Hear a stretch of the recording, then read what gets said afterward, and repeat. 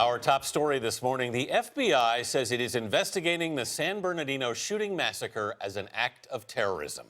The investigators say Syed Rizwan Farook and his wife Tashfeen Malik carried out the attacks and that Malik had declared support for the Islamic State in an online post. Meanwhile, the Los Angeles Times is reporting that Farook had contact with people from the Nusra front in Syria and the radical Shabab group in Somalia. Julianna Goldman is in our Washington bureau with the latest. Good morning, Julianna. Good morning. Well, FBI Director James Comey is saying that they will probably find that associates, friends, or family members didn't report signs ahead of time.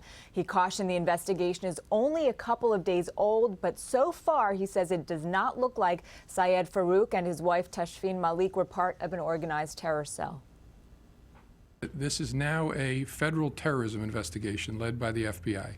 FBI Director James Comey said it appears Syed Farook and his wife, Tashfeen Malik, were radicalized and potentially inspired by foreign terrorist organizations. But beyond that, much remains unknown. There's a lot of evidence in this case that doesn't quite make sense, and so we're trying to be very thoughtful to understand it. Sources tell CBS News that right before the rampage, Malik, using another name, went on Facebook and pledged her allegiance to ISIS and its leader Abu Bakr al-Baghdadi. But the terror group isn't claiming responsibility for the attack. On Friday, one ISIS-affiliated website said the two suspects were supporters.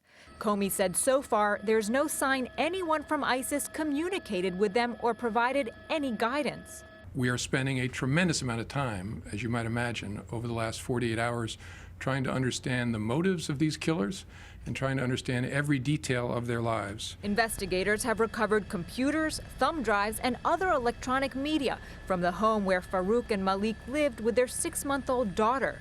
One key find, 2 cell phones discovered in a garbage dumpster that officials believe were damaged deliberately. This is electronic evidence that these killers tried to destroy and tried to conceal from us, that we now have and are exploiting to try and understand them. Farook was a U.S. citizen and Malik was Pakistani, living in Saudi Arabia when they met online and married in 2014. They weren't on the FBI's radar prior to the shooting, although Farook did communicate with at least one person in the U.S. who was on an FBI watch list. There were no contacts between either of the killers and subjects of our investigations that were of such a significance that it raised these killers up onto our radar screen. Also overnight, another ISIS media arm, a radio station, called the killers supporters and martyrs. Vanita, if it turns out the couple was inspired by ISIS and not directed by the terror group, it would speak to the growing threat of self-radicalized attackers that officials have been warning about for months. They've been voicing concerns about ISIS's vast propaganda machine, particularly on social media, which is calling for sympathizers to carry out attacks around the world.